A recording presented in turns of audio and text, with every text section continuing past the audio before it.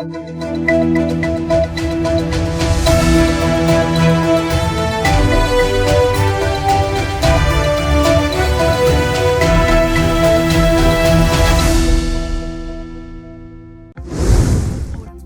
செய்து கொள்வதாக கூறி 17 வயது சிறுமியை கர்ப்பமாக்கிய கடலூர் இளைஞருக்கு 20 ஆண்டுகள் சிறை தண்டனை விதித்து புதுச்சேரி போக்சோ சிறப்பு நீதிமன்றம் தீர்ப்பளித்துள்ளது.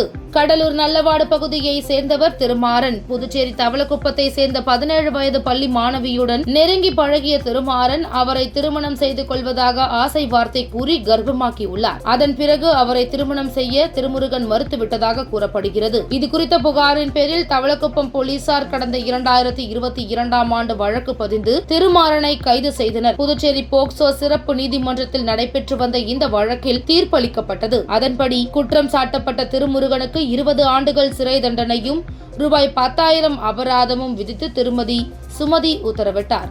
மேலும் மாணவியின் குடும்பத்திற்கு நிவாரணமாக ரூபாய் 4 லட்சம் வழங்கவும் அரசுக்கு பரிந்துரைக்கப்பட்டது. அரசு தரப்பில் வழக்கறிஞர் பச்சையப்பன் ஆஜரானார்.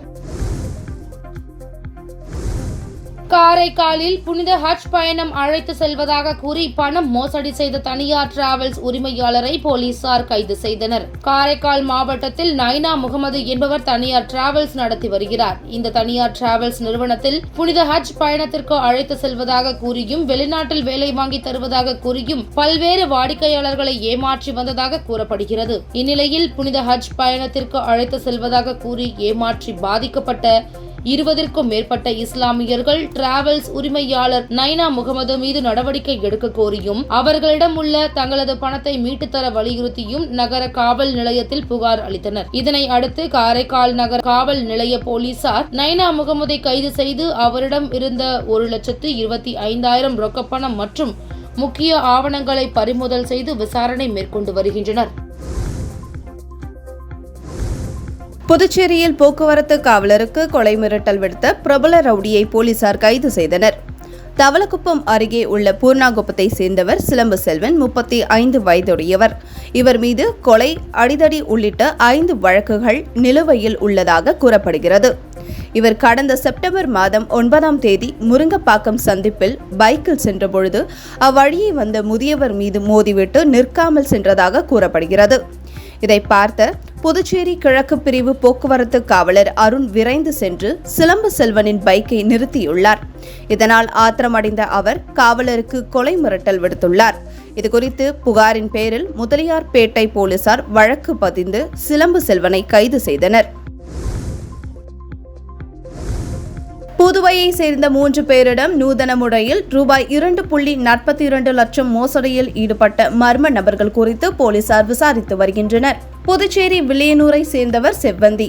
இவரிடம் டெலிகிராம் செயலி மூலம் அறிமுகமான மர்ம நபர் பங்கு சந்தை மூலம் அதிக லாபம் கிடைக்கும் என ஆசை வார்த்தை கூறியதை நம்பி மர்ம நபர் கூறியபடி பல தவணைகளில் ரூபாய் 1.50 லட்சத்தை முதலீடு செய்து செவ்வந்தி ஏமாந்தார்.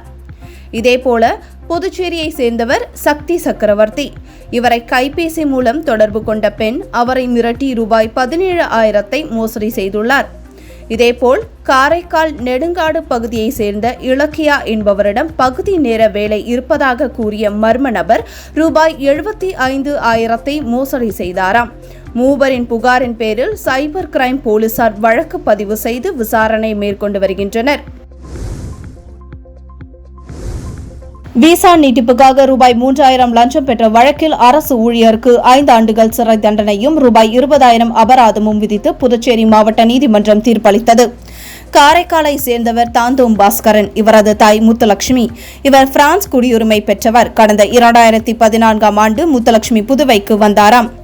அவரது விசா நீட்டிப்புக்காக தாந்தோம் பாஸ்கர் புதுச்சேரியில் உள்ள மாநில உள்துறை அமைச்சக அலுவலகத்தில் விண்ணப்பித்தார். அப்பொழுது அங்கு உதவியாளராக இருந்த மணிவண்ணன் ரூபாய் 3,000 லஞ்சமாக கேட்டாராம். இதுகுறித்து புகாரின் பேரில் சிபிஐ போலீசார் மணிவண்ணனை கைது செய்தனர். இந்த வழக்கு விசாரணை புதுச்சேரி மாவட்ட சிறப்பு நீதிமன்றத்தில் நடைபெற்றது. விசாரணை முடிந்த நிலையில் குற்றஞ்சாட்டப்பட்ட மணிவண்ணனுக்கு 5 ஆண்டுகள் சிறை தண்டனை, ரூபாய் 20,000 அபராதம் விதித்து மாவட்ட தலைமை நீதிபதி சந்திரசேகரன் உத்தரவிட்டார். புதுவையை சேர்ந்த இருவரிடம் மர்ம நபர்கள் நூதன முறையில் ரூபாய் 17 லட்சத்தை மோசடி செய்திருப்பது குறித்து போலீசார் வழக்கு பதிந்து விசாரித்து வருகின்றனர். காரைக்கால் பகுதியை சேர்ந்தவர் உஷாதேவி. இவரை மர்ம நபர் கைபேசியில் தொடர்பு கொண்டு இணையதள பங்கு சந்தையில் முதலீடு செய்தால் அதிக லாபம் கிடைக்கும் என கூறியதை நம்பி உஷாதேவி பல தவணைகளில் ரூபாய் 10 லட்சத்தை முதலீடு செய்து ஏமாந்தார். இதேபோல் புதுச்சேரி மூலக்குளத்தை சேர்ந்தவர் சீனி தேவர் பிரான். இவரிடம் கைபேசியில் பேசிய மர்ம நபர் தன்னை மும்பையை சேர்ந்த போலீஸ் அதிகாரி எனவும் சீனி தேவர் பிரான் மீது போதைப் பொருள் தடுப்பு வழக்கு பதியப்பட்டிருப்பதாகவும் கூறினாராம். வழக்கிலிருந்து விடுவிக்க ரூபாய் 7 லட்சத்தை அனுப்புமாறும் அவர் கூறியிருக்கிறார். இதை நம்பிய சீனி தேவர் பிரான் மர்ம நபர் கூறிய வங்கி கணக்குக்கு ரூபாய் 7 லட்சத்தை அனுப்பி ஏமாந்தார். இது தொடர்பாக இருவர் அளித்த புகாரின் பேரில் சைபர் கிரைம் போலீசார் வழக்கு பதிவு செய்து விசாரணை மேற்கொண்டு வருகின்றனர்.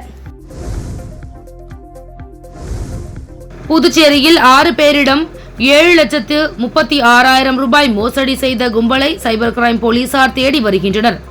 புதுச்சேரி அரும்பார்த்தபுரம் பகுதியை சேர்ந்தவர் ஆதித்யா. இவரை தொடர்பு கொண்ட நபர் போலீஸ் அதிகாரி என அறிமுகம் செய்து கொண்டார். தொடர்ந்து பேசிய அவர், உங்கள் மீது சைபர் கிரைம் குற்ற வழக்கு பதிவு செய்யப்பட்டுள்ளது என கூறினார். அதற்கு பயந்து அவர் 5,60,000 ரூபாய் அனுப்பி ஏமாந்தார். அதேபோல பெரிய காலாப்பட்டு பகுதியை சேர்ந்தவர் தேசிங்கு. இவர் மர்ம நபரிடம் 75,000 ரூபாய் அனுப்பி ஏமாந்தார். வில்லியனூர் பகுதியை சேர்ந்தவர் தெய்வகுமார். இவரை தொடர்பு கொண்ட மர்ம நபர் குறைந்த வட்டிக்கு பணம் தருவதாக கூறினார். கடன் பெற செயலாக்க கட்டணம் செலுத்த வேண்டும் என கூறியதால் 40,000 ரூபாய் அனுப்பி ஏமாந்தார். அதேபோல் புதுச்சேரி பகுதியை சேர்ந்த சிவேஸ்வரன் 28,000, முத்துக்குமார் 17,000, ஸ்ரீதர் 16,000 ரூபாய் என மர்ம கும்பலிடம் பணம் அனுப்பி ஏமாந்துள்ளனர். இது குறித்து புகார்களின் பேரில் சைபர் கிரைம் போலீசார் வழக்கு பதிந்து விசாரித்து வருகின்றனர். புதுச்சேரியில் வியாபாரியை ஏமாற்றி ரூபாய் 15.92 லட்சம் மோசடியில் ஈடுபட்ட மர்ம நபர் மீது போலீசார் வழக்கு பதிந்து விசாரணை நடத்தி வருகின்றனர். புதுச்சேரி லாசுப்பேட்டையை சேர்ந்தவர் மாதவன், 45 வயது, வியாபாரி. இவரை கடந்த சில நாட்களுக்கு முன்பு வாட்ஸ்அப் மூலம் தொடர்பு கொண்ட மர்ம நபர் இணைய வழி பங்கு சந்தையில் முதலீடு செய்தால் அதிக லாபம் பெறலாம் என கூறினாராம். இதை நம்பிய மாதவன் பல தவணைகளில் ரூபாய் 15.92 லட்சத்தை முதலீடு செய்து ஏமாந்தார். இதேபோல் தவளக்குப்பம் வைபவ் சர்மா, ரெட்டியார்பாளையம் அம்மையா உள்ளிட்டோரையும் மர்ம நபர்கள் வெவ்வேறு வகையில் ஏமாற்றி பண மோசடியில் ஈடுபட்டது குறித்து போலீசார் வழக்கு பதிந்து விசாரணை நடத்தி வருகின்றனர். உங்கள் சக்தி சேனலின் புதுவையின் அன்றாட நிகழ்வுகளை உடனுக்குடன் தெரிந்து கொள்ள சக்தி சேனல் புதுச்சேரி யூடியூப் சேனலை சப்ஸ்கிரைப் செய்து கொள்ளுங்கள். மறக்காமல் பெல் பட்டனையும் கிளிக் பண்ணுங்க. ஷேர் பண்ணுங்க, லைக் பண்ணுங்க. உங்கள் சக்தி சேனல்.